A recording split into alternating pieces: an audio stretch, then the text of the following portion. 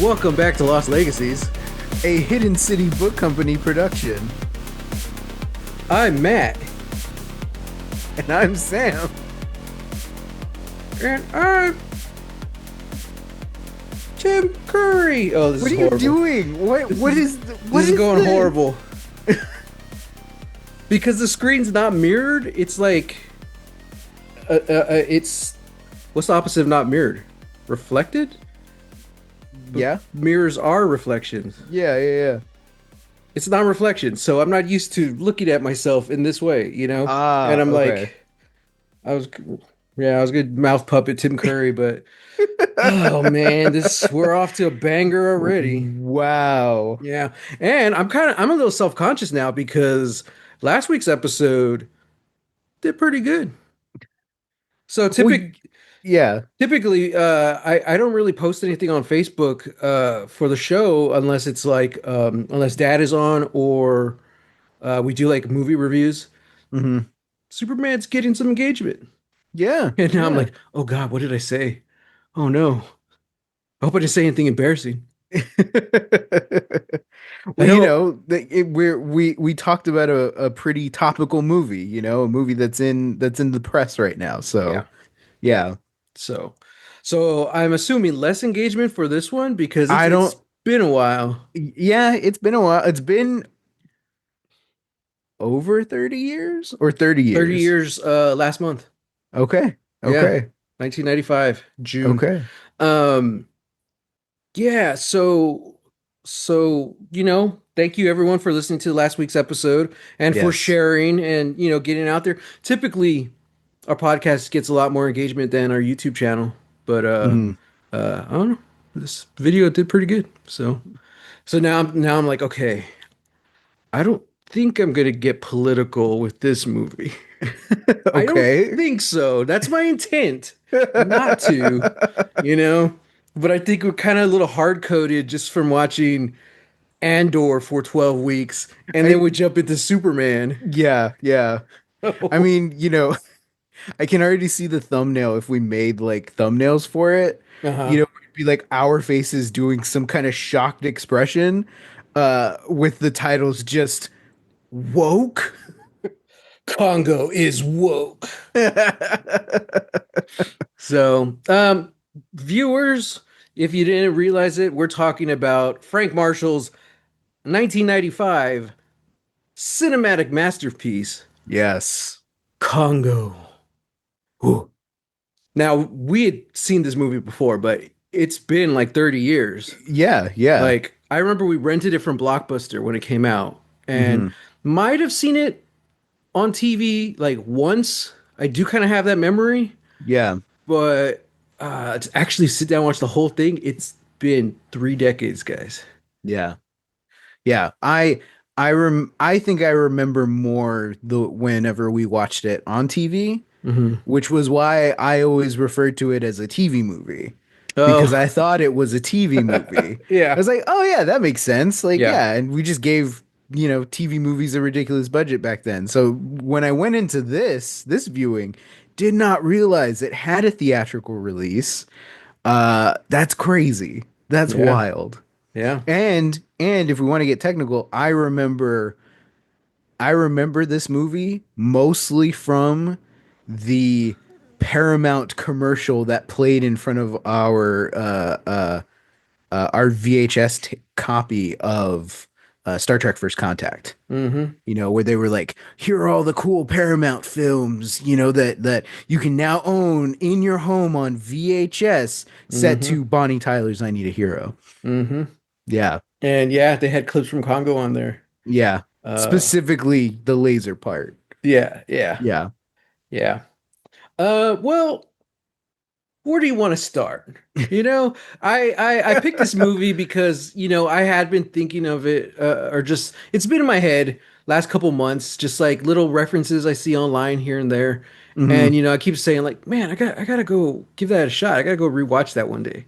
Yeah. Um, and then, like I said, after 12 weeks of Andor, I kind of just wanted something that was fun, Hmm. something to Hmm. kind of turn my brain off a little bit. Hmm. Yeah.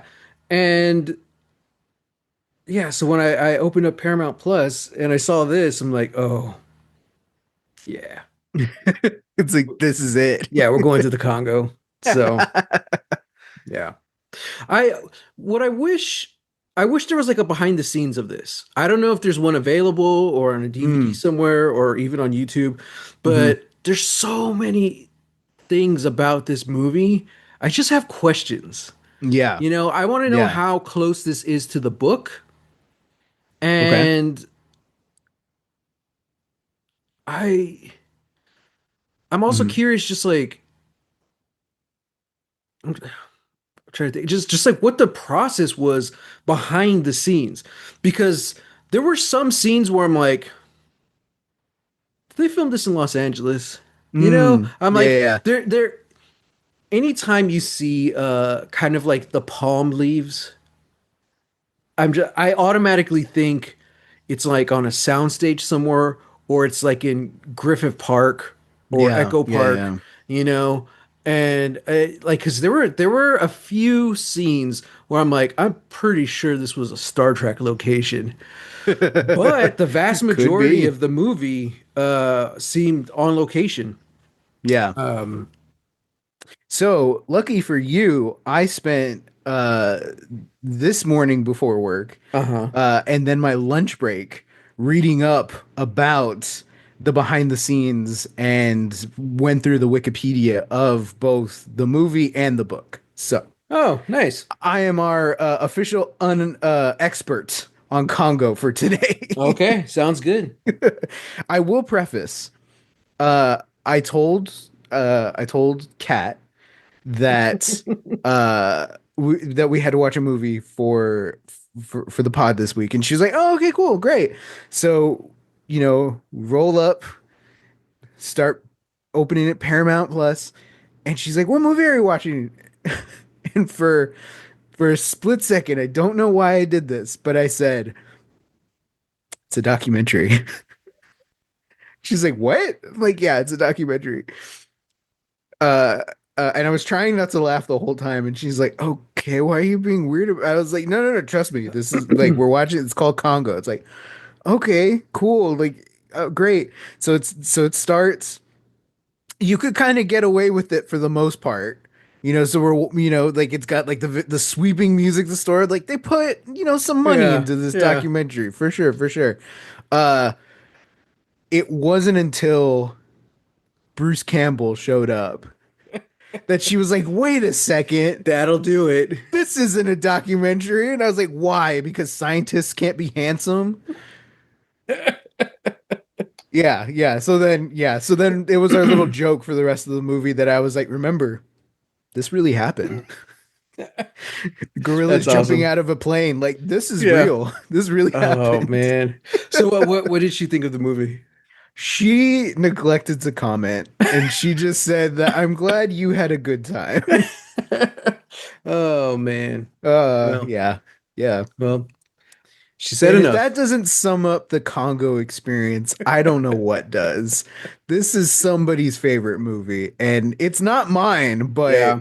for sure I had a great time. So I knew, we had to watch this over the weekend, because I knew this episode was coming up. And Mhm. typically the way it goes, like I'm like, okay, I'm gonna watch a movie Saturday night. In this case, like, okay, gotta watch something for the podcast. So I'm gonna watch Congo.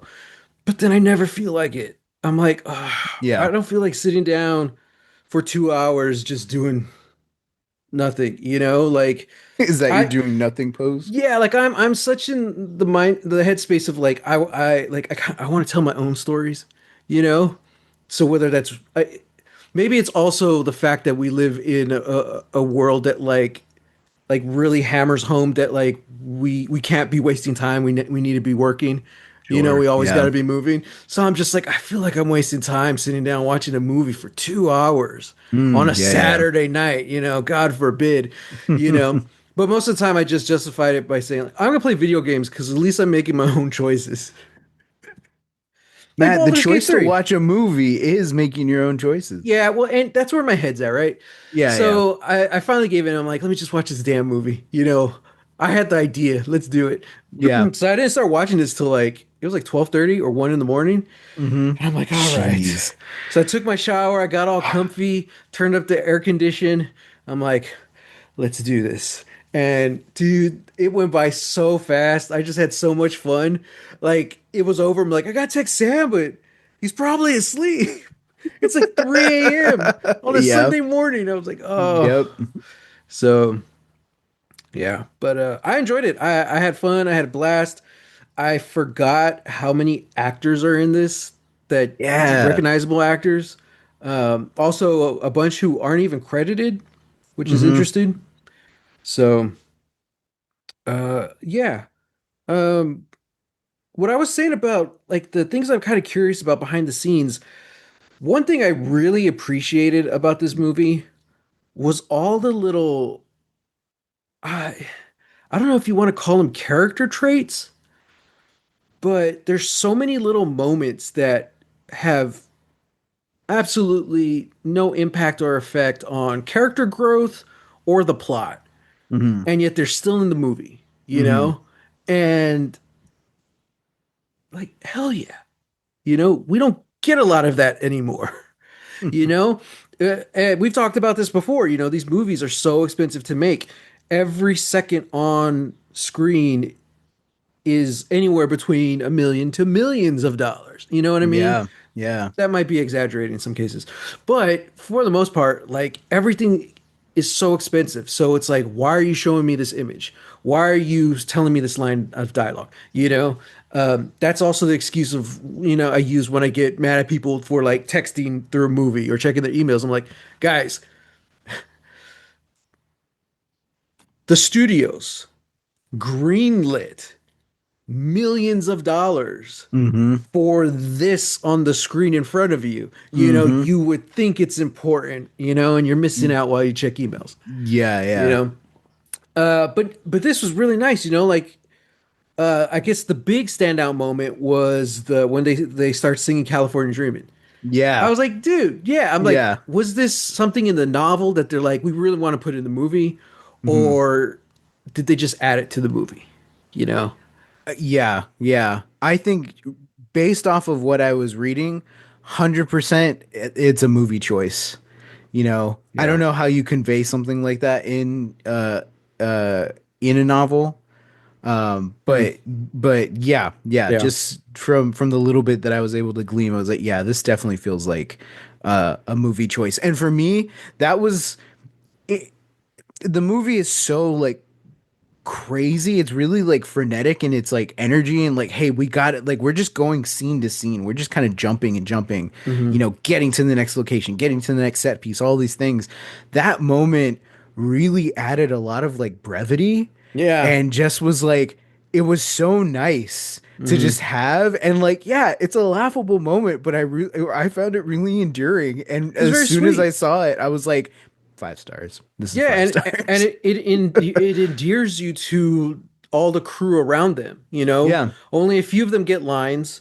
Um, Hmm. our Very few boy, of them get names. our boy Adewale is back. Yeah. Well, not back. This was one of his first movies, I think. Yeah. But so he has a cool character, but all the others are just essentially glorified extras. They probably Yeah. got paid a little more because they were needed every day on set. Yeah. But so to have a scene like that where like, oh, there is something here. They're not just faceless guys in the back. Hmm. So when they do start disappearing, it's just like, oh man, that sucks. Yeah. So Yeah. so it was cool that they did that. But there's also just other little character ticks, character traits where I'm like, that's interesting. I wonder if Frank Marshall kind of let them just like improv or just play around. I think if Hmm. you're gonna have a movie with Tim Curry, you kind of have to. You kind of have But to. just Yeah. like by far, the best scene in the film was the scene with Tim Curry and Delroy Lindo, Yeah. Yeah. And it's just like Delroy Lindo, who isn't even credited. Hmm. And I'm And who just, only has one scene in the movie. yeah. And I'm like, oh my God, it's this scene right here. Let's use my wrong hand. Um, yeah, like I read a review. I don't know where it was on. I don't know if it was Wikipedia or what, but someone said, it's bad when two of your side characters pull more of the attention than your two leads. And I'm Mm, like, yeah, honestly, true. they're pretty Yeah. bland. There are good things I liked about both of those characters, but man, when you have those like Tim Curry and Delroy Lindo in the scene, of course. And let's not forget Ernie Hudson like Ernie rocked this Hudson. movie. That scene Yeah. he was kind of toned down, Yeah. but the rest of the movie, dude, like the movie it's kind of slow in the beginning and I liked it. It's setting up Hmm. everything. But the second Ernie Hudson shows up, that's when that frenetic energy you talked about Yeah. starts, you know, and then that's when like the airport is attacked and then I forgot what Joe Joe Pantoliano. He Pantiolano shows up. shows up for two scenes and he steals the show as well. I'm like, dude, like God, I love this. Yeah. Yeah. So, and you know who else really stole the movie? I think. Who? So we're talking about all the side characters: Tim Curry, Delroy Lindo, Ernie Hudson. He was kind of a lead. He was kind of He's a like third third lead. lead. Yeah. Yeah, but Yeah. Adewale, I don't remember his last name, but he was awesome, kind of right hand man to Ernie Hudson. You Yeah. know, and it sucks when he dies. But like, yeah, all the side actors, and including Amy the gorilla. I was like, Yeah. yeah, man, like they did so well with her suit, you know? And I Hmm. was like, damn, this is a good performance. Yeah. Yeah. So, was it Stan Winston? Stan Winston. Stan Winston Yeah, did the Stan apes, Winston. yeah. Um, so I was reading he took this uh so obviously all of this is made sort of in the shadow of Jurassic Park. Right. You know, Frank Marshall, the director, he's a frequent producer and collaborator with Spielberg. Kathleen Kennedy produced Congo, produced Jurassic Park. Yeah. Michael Crichton, obviously, you know, author of both books. Yeah. Stan Winston did the creature effects, did the dinosaurs for Jurassic Hmm. Park. When they optioned this movie, Winston really wanted to do it because at the time the makeup and effects artist that was really good and really well known for doing apes and doing ape suits was Rick Baker.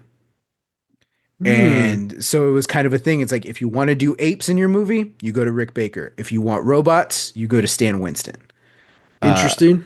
You know, Okay. so it's like there wasn't really I don't know if there was like a rivalry or not, but Winston taking this project was essentially him being like, I want to do apes. Like I want to show them what I can do.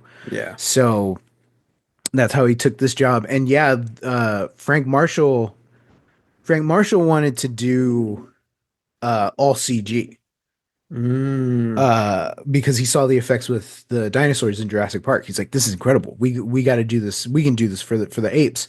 But Hmm. at the time, the technology wasn't advanced enough that it could do hair.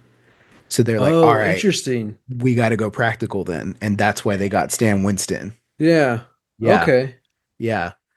Um, Hmm. so yeah, like it's really fascinating, and then it also like it just kind of sucks because it feels like Stan Winston really poured a lot of his heart and soul into his team, and you know into the work of his team.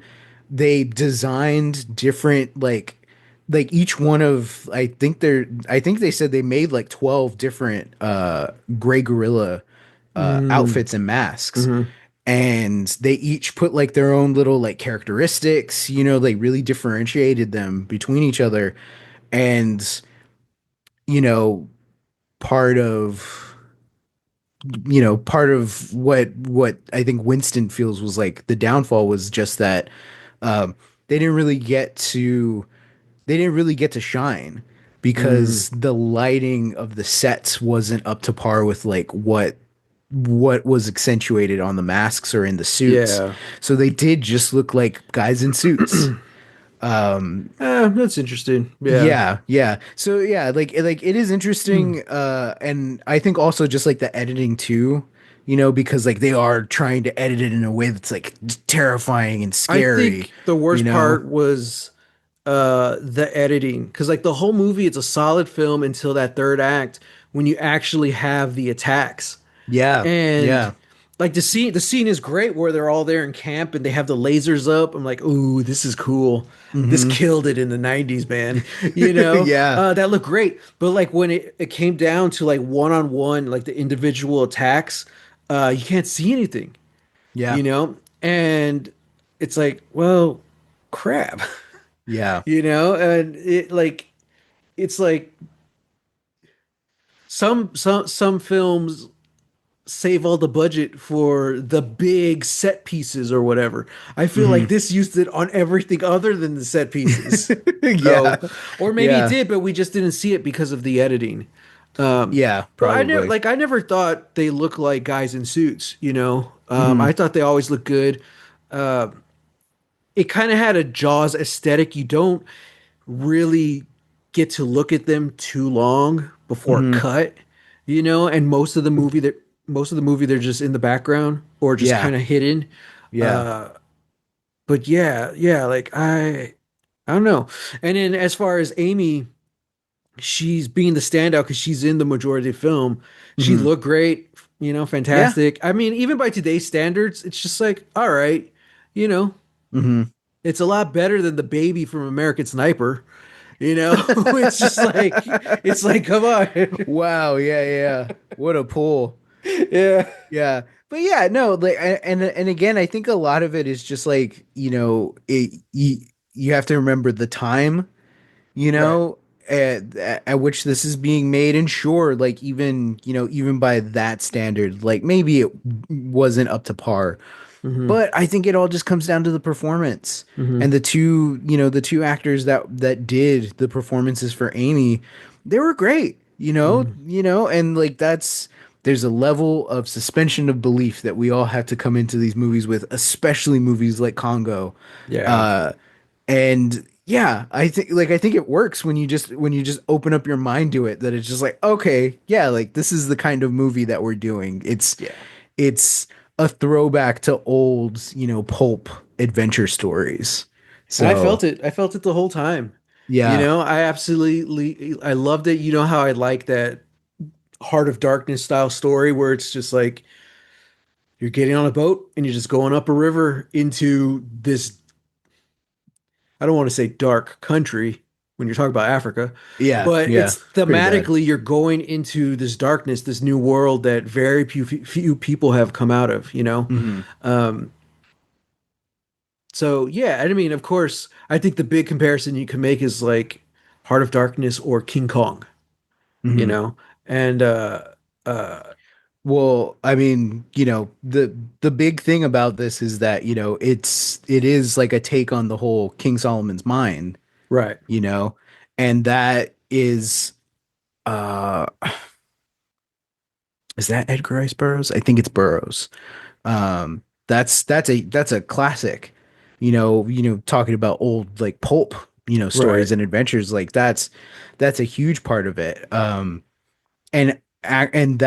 that's what Crichton wanted to make. He wanted to do his version of, King Solomon's Mines, Mm. uh, with, funnily enough, Sean Connery. So all I really know is like they originally wanted like an Alan Quartermain style adventure, right? So Michael Crichton wrote the script, and I don't know if he directed, but he wrote. I know he at least wrote the script for The Great Train Robbery in the '70s, Hmm. which starred Sean Connery, Hmm. and he loved working with Connery so much that he pitched a story he hadn't written yet, Hmm. which was Congo, Hmm. which was going to feature an Alan Quartermain like character for Sean Connery to play, which is Ernie Hudson's character, Monroe. Yeah, Um, that's so cool. so the problem was this. Um, Michael Crichton talked to one of his producer friends. It's like, hey, I'm coming up with an idea. It's going to be this, this, and this. It's called Congo. All this stuff. His producer friend loves it. Behind his back, goes to tell Fox about it. Says, hey, Michael Crichton, the guy who made Jurassic Park, he's got his own thing. He's got another thing coming up. Uh, and uh, essentially sold the movie for Crichton without Mm-hmm. Crichton really like having anything. He didn't have anything at that point. Um, so if like the timelines were a little weird because I was reading from two different places. So I think it was he has the idea for Congo, tells his producer friend tells Fox. Fox buys the rights for the movie before a screenplay, before the book, before anything is written. Mm-hmm. Crichton then has like writer's block and doesn't like can't come up with anything for the longest time. So it kind of passes through a couple of different hands. At one point, Spielberg was optioned to direct it. Um, and finally, after a couple of misfires, after a couple of things, finally they get the funding. Frank Marshall's going to direct it. And at that point, Crichton has absolutely nothing to do with the movie Hmm.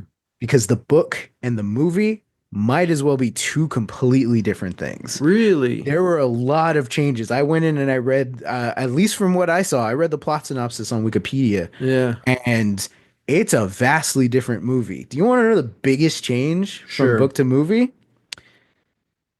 One Romanian philanthropist, Herkimer Homocula, Mm-hmm. is not a character in the book.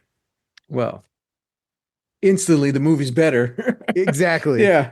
Exactly. Hmm. A lot of it is the same. You still have the same opening. You still have, them flying into Zaire, trying to get everything. Yeah. Ernie Hudson's character is Sean Connery, or Mm-hmm. supposed to be Sean Connery. Um, it feels different because uh the David Walsh's character, Dylan. Elliot, Yeah. uh or yes, sorry, Dylan Walsh's character, Elliot, he's on the Travacon team. So they don't Mm. have an entirely separate thing of like, oh, Laura Linney's character has to like infiltrate a mission already going to Africa. No, everybody's already there Mm. except for Monroe, who they have to Mm-hmm. meet up with. Um, so they have like, and I don't know why Travacom has this. I don't know why like a communications company has this, but on their team they have Elliot, who also brings Amy, who is uh kind of doing the same thing. She knows sign. Yeah. But it's such a weirder concept because, at least in the movie we have, it's like, hey, like we're doing this as part of a research grant to help, people who maybe cannot speak or can only speak through sign, like Sure. so that they can communicate, vocally. That's not in the book. Amy is just like kind of an experiment through Travacom to just because. Okay. And I think the idea was that Travacom already knew about the lost city of Zinj. Mm. And so that was the whole point to go, was that we're trying to find King Solomon's diamonds. We're trying to get there. We lose the expedition. So we're just going to go send another expedition to do the same thing. And I guess it's just kind of colloquially known that there are like weird gorillas, and so they figure, hey, why don't we just send a Mm. gorilla who can sign to like go talk to these gorillas. um so it's a little weird, but just from reading Yeah. the synopsis, I'm like, I kind of want to read the book because it sounds way crazier. Interesting. I guess I have to go read the synopsis because just what you've told me, I'm just like, I don't know. It sounds pretty stripped back. Like Well, I so a lot of the stuff that, we like the editing stuff, that the yeah. problems that we have in the third act, that all kind of gets like smushed in like throughout, or I'm sorry, not smushed in throughout. Like, let me backtrack. A lot of the stuff that we learn in that third act about the lost Yeah. city, about the apes, about, what they were, how they came to be, that's spread out throughout the book. Like Mm. they make it to the lost city like somewhere in act 2. Okay. And then we start finding out all this stuff. The night attack is much scarier, and a lot longer, and I think it happens over multiple nights. Hmm. Because we find out, oh, these were the night protectors of the lost city. So during the day, there were human guards, and then they bred these, evil, angry apes to guard the city at night. And that's why they're much more nocturnal. They can communicate with each other. And that's part of why Amy becomes such a huge character in the third act, Yeah. is because everybody realizes that the apes are speaking in some form of sign, and Amy kind of adapts to it and then is able to use a bunch of phrases to throw them off. And then Yeah. that becomes part of the crisis in the third act. It's like we've got to escape. Well, then Amy is kind of leading the charge and telling the gorillas go this way, or no, don't come closer, that kind of stuff. Whereas we kind of only get that in that one instance in the movie. Yeah, I mean, I guess is one of the downsides about this movie was that um, it has a lot going on in such a short span of time. It really does feel like you're watching like different stories happening at once. You Yeah. know, like Yeah. Peter and Amy's story just it seems so separate, Yeah. from everything else that's happening, which is it's that's again that's part of the reason why I like those little character moments because there's so many little character moments between Peter and Amy, and then just like everyone reacting to them, and Hmm. all the porters reacting to them. So it was done in like a cute way to like one endear us to all the extras, but also kind of bring it in, tie it in together. Hmm. And then like halfway through the movie, we find out about the lost city of Zinj. And I'm Hmm. like, it would have been nicer to know earlier, but at the same time, I kind of like the mystery around Hermolka, Yeah. and I like how they slow, like, he's a cad from the first scene, Oh, of but course. slowly, the more you find out, it's like, okay, there's almost like, I don't know, man. There are parts of this movie where I kind of felt sympathetic to him. Like, you could Yeah. tell this is someone who has um really sacrificed so much his whole life Hmm. to find this city. And I guess to its the film's detriment, they really never go into how far he's willing to go. Yeah. Like he's Yeah. he's he's a he's not really a villain until And like until he's his not last even scene. he's Like, not even an antagonist though. That's the yeah, thing. exactly. Yeah. He was right, and then Mhm. his biggest sin is that, oh, he picks up the diamonds. He's a That's what he's there douchebag. for. He's a That's douchebag, but he's not a bad guy. Just yeah. because you're a douchebag doesn't mean you're a bad guy. Yeah, it was the greed. It was the greed, and then also you see, you could even make the argument that it was just the pure excitement of it all. His Hmm. whole life had led to this, and it was pretty lame that they're just diamonds thrown into the sand up Yeah. top. They all look Yeah. pristine. I'm like, what? Really? Which, fun fact, they borrowed those diamonds from a company called Hermercular, Oh, which is interesting. why, yeah, so which is why they Yeah, named Tim Curry that. yeah. They borrowed the diamonds. There's only two places in the world where those diamonds exist. They borrowed them from the New York mine. Hmm. Uh, So they were uh, real diamonds? they're real diamonds. They're real Wow. diamonds because they're that size. Yeah, They're yeah. yeah, they're cut to that size. Wow, that's cool. Um, and in that final scene where Dylan Walsh throws it over the edge of the hot air balloon, they lost that diamond. They lost that diamond. And they could not find It's it. like it's like you're gonna spend all this money on Amy the gorilla, and on these fake or on these real diamonds. Like, Yeah. just pay a prop master what they're due, and they'll make you right? something that looks real, you know? Like I Like, was like, holy crap. Stan, buddy, you guys are doing great with the ape I costumes. mean, Can you get somebody to just spend a couple of days making some cheap, there's the some money you rad save diamonds? off of using fake diamonds Yeah, could have gone into the effects of the third act, yeah, you know? yeah. Yeah, that's funny. I mean, kudos to them, for wanting to do it for real, you Hmm. know. But yeah, that's wild. Yeah, So yeah, all that to say is it does feel like several different stories happening at once, and they're I do like how they tie in eventually. It's just like, oh, okay, obviously they're all leading to the same point. So yeah. that also kind of made it feel a little real, you know? Hmm. You're not just following your one lead, who I mean, Hmm. I guess technically Peter's the lead, but he's a good lead because he's not the man of action. He's like a dad trying to help his daughter, you Yeah, know? yeah, Um, and Laura Linney, who she's technically first build, but she doesn't really feel like the protagonist of the film.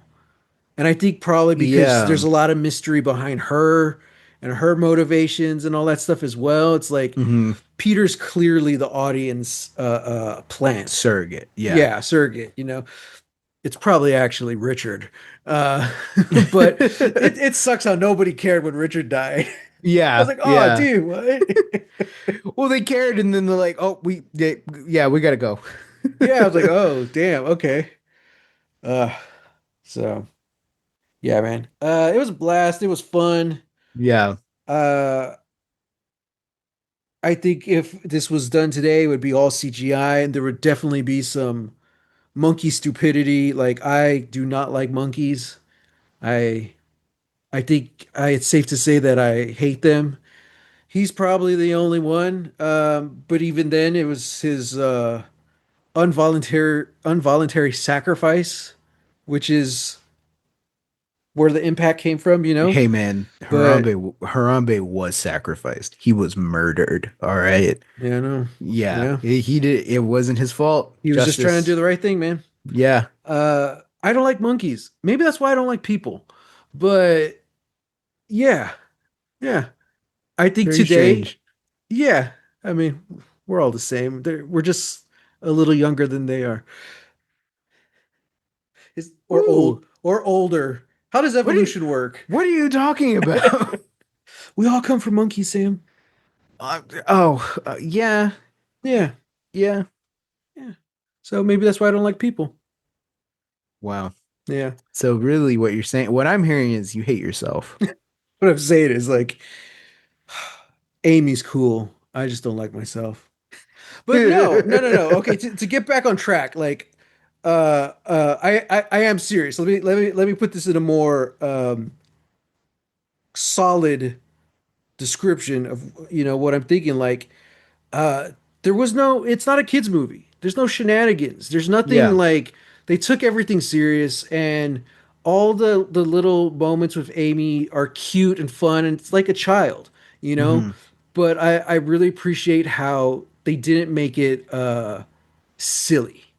Mm. They didn't try Yeah. and take us out of it. I guess also I'm just really burnt out on that in general right now, which I think we talked about last week or the week before about Marvel, how we can't have serious moments anymore without someone throwing in like a snarky one-liner. Mm. Okay. Okay. And I think in the case of Marvel, it's very much that's the exaggeration, you know. Hmm. It's not all like that, but I Yeah. think that's kind of what those were the movies where people started calling it out. Hmm. And yeah, I feel like there would be tons of that, these days. So I'm glad Yeah. that there wasn't. It felt more like they knew what type of movie they were making, but they still took themselves seriously. Yeah. Yeah. But, to be fair, in this movie, Amy does get her special green drop drink. The what? Her green drop drink. What's the green drop drink? A martini. Oh Yeah, a yeah, that whole was funny. monkey, drinking a martini on a See, if plane. that was Sean Connery, he would have made it for her. So they just needed a reason to not to not have to film her actually jumping out. Oh, she's passed out. No, That explains it. this is way before. This is way before. This is on the flight Oh, on the first to, plane. That's yeah, on the right. first plane. Yeah. Yeah, After yeah, she calls Laura Linney ugly woman. yeah. Uh, a man probably wrote that scene. You're Um, damn right a man did. I was like, oh, great. Yeah. Uh, but speaking of which, this was 1995. You Mhm. know what movie came out in 1996? What? The Rock. That's the Sean Connery we would have got in this movie. Yeah, probably. Only losers complain about their best. Wow. That's my Yeah. Sean Connery impersonation. Great Sean Connery. Yeah. Yeah. So, I mean, hey, Sean Connery did eventually get to play Alan Quartermain. yes. Yes, he did. Maybe we got to watch that movie. You want to watch The League of Extraordinary Gentlemen? I kind of do Oh my because God. as bad as I remember it being, and I Mm-hmm. know it's probably worse, Mm-hmm. there's a lot in common with this in that this is when they were still making things for real, you know? Oh yeah. They were Yeah. blowing up their sets around the actors, you Yeah. know, and like Yeah. they actually had the giant creature and what's his name, Jekyll. He was mostly practical, you Yeah. know, and I'm Yeah. like, They built the car that they actually built the car, was a working they car. built the sets, and it's just Yeah. like we kind of take that for granted these days. Yeah. I will So, say, yeah, yeah. I will say I did rewatch it, I think last year because it was on yeah, I Hulu. think we talked about it. Yeah, Yeah, yeah.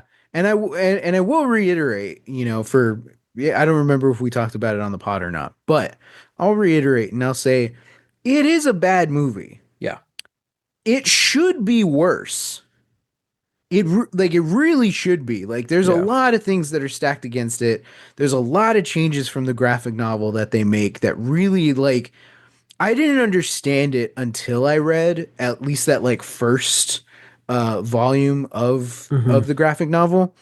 And I completely get why, a creator would want to disown their work because of, yeah, a bad adaptation. But I also want to point out that the book itself has a lot of problems. Just by being, hey, we want to tell this story as accurately as it would have been told, yeah, when these publications were coming out, and all yeah, this stuff. And it's like there's a lot of sexism, a lot of racism, Orientalism.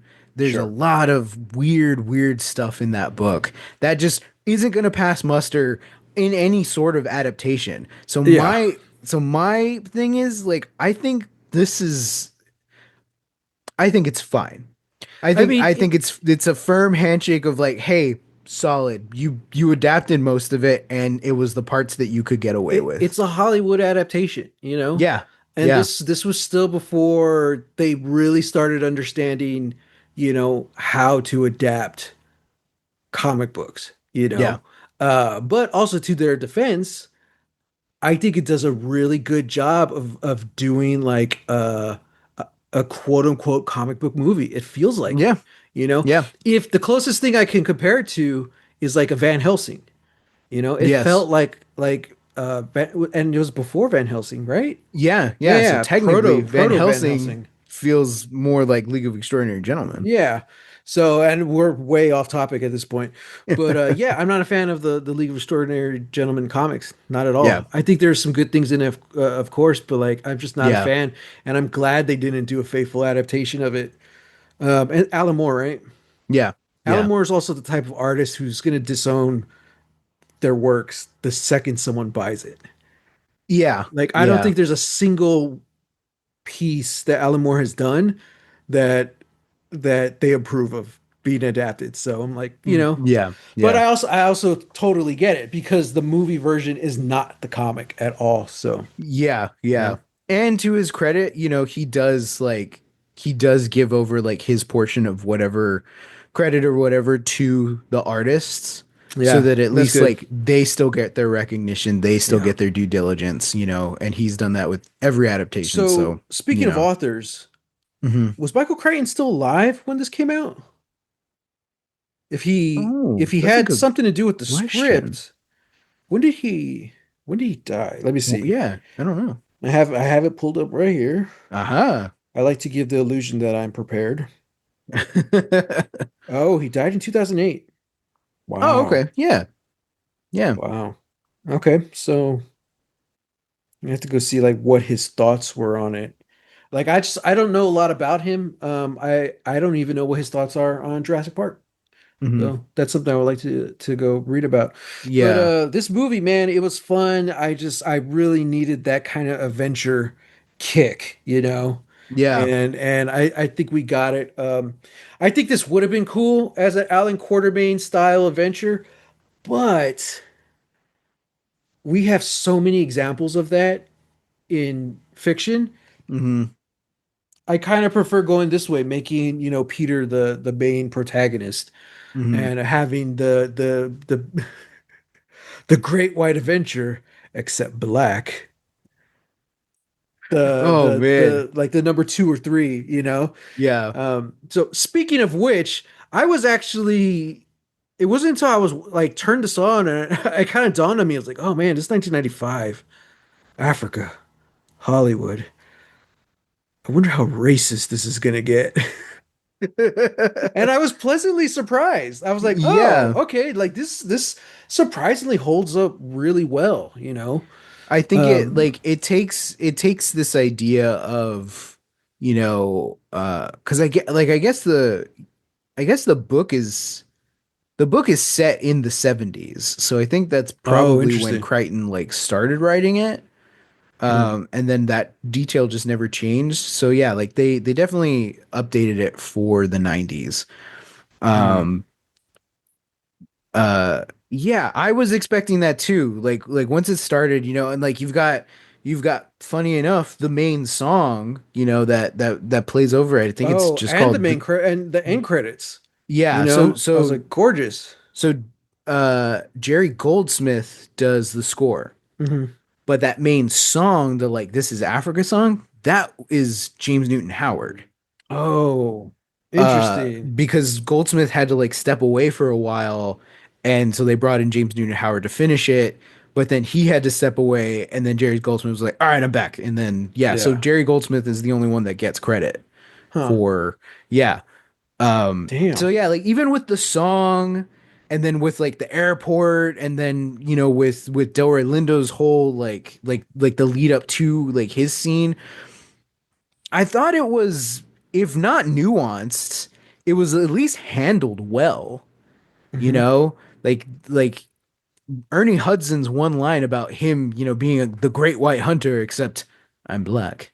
Hmm. That was really the only like line about like race that really made me like cringe, Yeah. and kind of But just like within the rest of the movie. I was I like, mean, is it oh, cringe when okay. that's your that's kind of what you're going for, Well, you it's like know? I cringe because it was like, wow, you're really calling it out. And Yeah. then Yeah.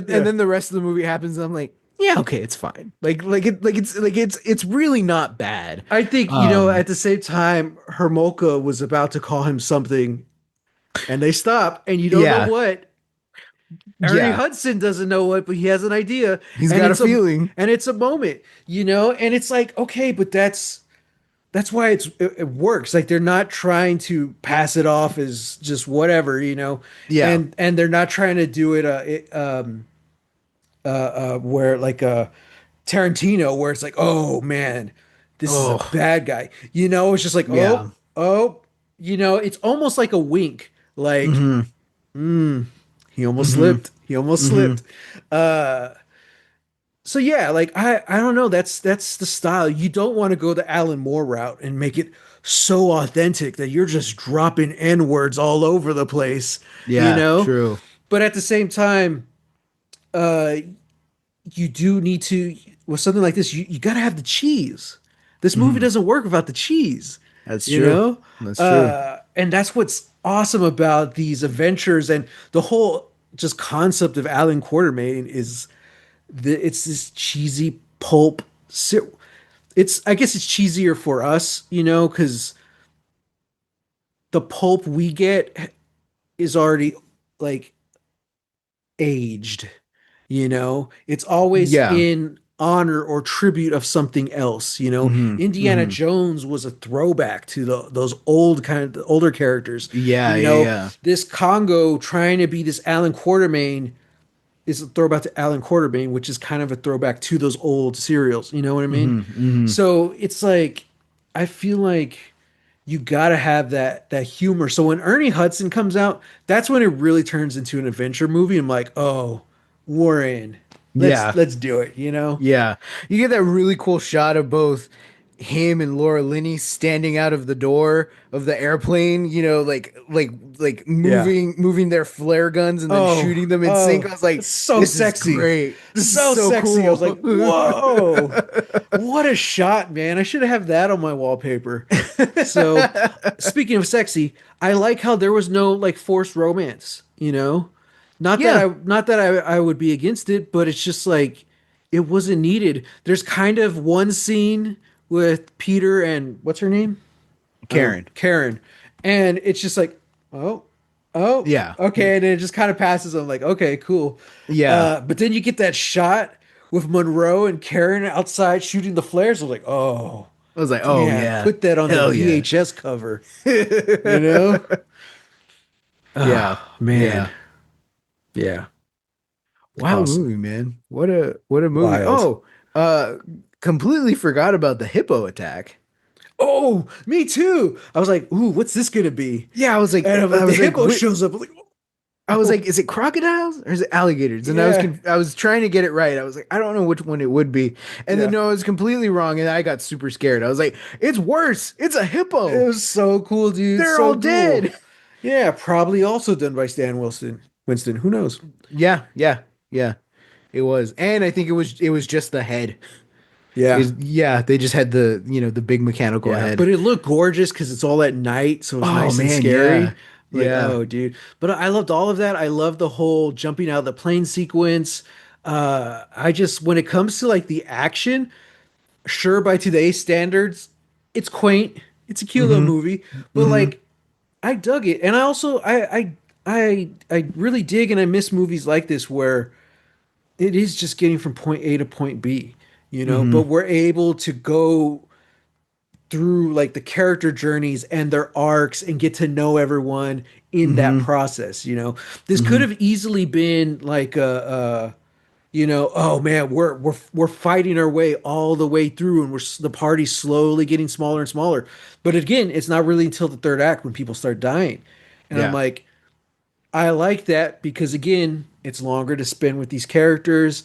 It's just longer to get to know them, Yeah. even though we don't know the extras when they die. It's just like, oh man, that sucks. Mm-hmm. You know, We get to know Claude. you get to know Claude. Yeah, he has one Yeah. scene. Yeah, for like that one Um, moment. yeah, and it's just like, Uh oh wow. So I kind of like that it was more kind of a slow. It was a slow burn adventure, but it was never boring. Like each point, yeah. each point was there's something about it that was exciting. They have to go talk to Delroy Lindo just to get access, into across the border, and they Mm-hmm. have to bribe him. I'm like, the scene only works because of the way it's written Mm-hmm. and the acting. Yeah. Like you know what I mean? Mm-hmm. It's where else would this be successful? Yeah. So Uh to talk about that moment, because I, uh, I know we like touched on it earlier, but to talk about that moment, Delroy Lindo signed on initially because again, he knew he was told it was gonna be like a day. yeah. You're gonna come in, shoot for like a day. But at that point, they were going to shoot that scene in the Dominican Republic. Oh yeah. Read that. And so they were just like, yeah, like we'll fly you down here, like we'll fly down to the Dominican Republic. You'll be here for about a day filming. Bring your wife. You guys can spend like 2 or 3 days here in Dominican Republic before you go back. Mhm. And Del Rey just said, okay, that sounds great. Like he liked the scene enough, and he said, yeah, sure, I'll do it. Things changed, plans changed, and they called him and they said, hey, Del Rey, we're change of plans. Can you come to Pasadena? Mm. So he's like, sure. I still brought my wife. We still went to the beach, but it was just in Pasadena. Nice. Um, but yeah, he was talking about that scene. I was reading an article that came out, I think in like 2001. Because I think in 2020, not 2001, sorry, in 2021. Because the year before was like the 20th anniversary or something like that. Hmm. No, Would be 25th anniversary. 25. Yeah. Yeah, sorry. Yeah, so yeah, he was talking about it, and the interviewer brought up the Sesame Kick line, Hmm. and from the interview, he's very cordial, and he's just like, I'm aware that it's become a thing. Hmm. Um, but his whole take on it was essentially like, it's you could brush it off as like a bit part, but that kind of disrespects those kinds of roles. Hmm. The thing about that scene is how it's written. And I knew that I was only going to be in for a day. So it's just a matter of understanding the material and then playing to the scene and then playing Yeah. with your fellow actors. Yeah. And yeah, he's like, yeah, so I don't really mind that it's become, a thing, even if that's the thing that like the movie is known for. He's like, that's fine. Yeah. Um, yeah, yeah, yeah. He just Yeah. he just seemed like really cool about it. He was, and he seemed really nice, saying, it's like, yeah, I signed on initially to go to another country and I ended up not doing that, but it's fine. Yeah. Um, yeah. So the screenplay was by John Patrick Shanley. Hmm. And okay, so this is one of those character things I was talking about. Like they give him the money, he pulls up this wrinkly brown paper bag, tosses it in there, rolls it up, And staples staples it. it like Yeah. twice. He's like, just so no one peeks or something like that. I'm like, Yeah. was that in the script? Like, who comes up with that? Yeah. Like, that seems like such a moment an actor would come up with in the moment, Hmm. but they had to have had the paper bag and they had to Yeah. have had the stapler. So I'm like, what? What? Whose idea was this? Where did it come from? You know? I love too. I love how the scene starts where he like tells everybody to come in, Yeah. and then he's just like, please have a seat. Oh yeah. It's like I have cake, I have coffee, have some. Hmm. Have some. Like Yeah. that also feels like a character moment, to Yeah. just be like, oh, okay. So, and here's one of the things that a lot of people, who aren't in the know talk about. They're like, Oh, oh, so and so improv this, they improv that, which sure, but that happens a lot in movies. But yeah. most of the time, the improv stuff is cut out, unfortunately. It depends on the Yeah. production. Yeah. But it's like, what does that mean, improv? That doesn't just mean someone comes up with it on the spot. So I just saw an interview today with Alan Tudyk, and he played the robot number 4 in the Superman movie. Yeah. And they asked him about I'm not going to say it, slight spoilers, but number 4 gets a name. And they were asking him about that, and they're like, "Did you come up with that on your own?" And he's like, "Yeah, And he's like, "I was talking to David, who plays Superman. He's like, what if I say this, or what if my name is this?" And he's like, David was like, "Absolutely, that has to be your name." So we take it to James Gunn, and he's like, I don't know. Try it. We'll see what happens. And so that Mm-hmm. scene was improv, even though I don't know if he did like the mocap for it, or Hmm. I don't know how they filmed it, but he was on set with them, and so he quote unquote improved it after talking to the director first. You know what Yeah. I mean? Yeah. And he said at the premiere, he went to James Gunn and he thanked him for allowing them to keep the scene.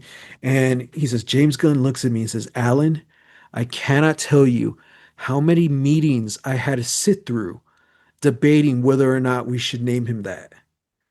And he's like, because they're like, should this moment just be happy? Should it just be about love? Mm. Do we have? Is this the appropriate place for a joke? He's Mm. like, Yeah, yeah. I sat through so many meetings about if we should do it, and Alan Tudyk was like, yeah, but that's it works because the joke. is about that. It's this hopeful, loving type of joke. Yeah. That's the name he wants. And I was Yeah. like, oh wow, that's kind of cool. So it's kind of things like that. Like, yeah, it was improv, but it was a team effort, Yeah. Yeah. you Yeah. know? So I kind of wonder how much of Congo was that, how much was Hmm. I really don't know anything about Frank Marshall. Um, I'm definitely interested to see what else he's done. Hmm. Uh, okay, it was The two biggest ones, first feature I think is Arachnophobia.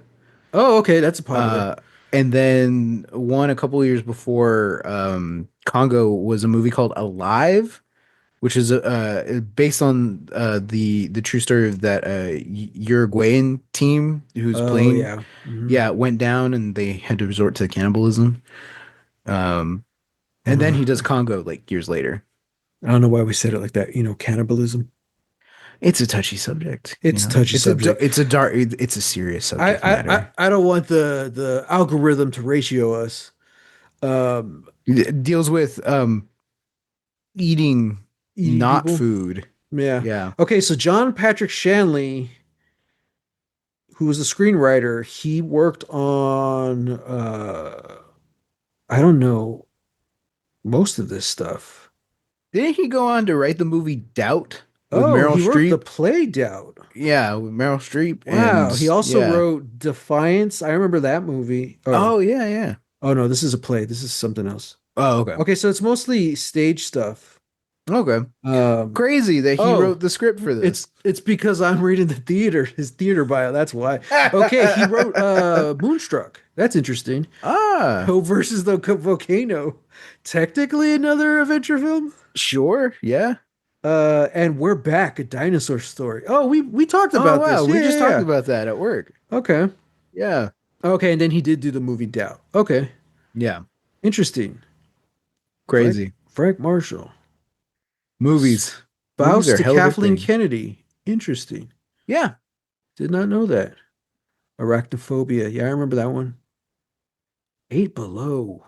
Oh, Paul Walker and the Dogs. I remember that one too. Oh, that's Okay, right. so Yeah, he's only yeah. directed four movies. Hmm. I Wow. think he's done a couple more like docu movies because I Yeah. think he did one on Disney Plus about the Beach Boys. Yeah, and he's produced a buttload of stuff. Yeah, yeah, Oh my yeah. God.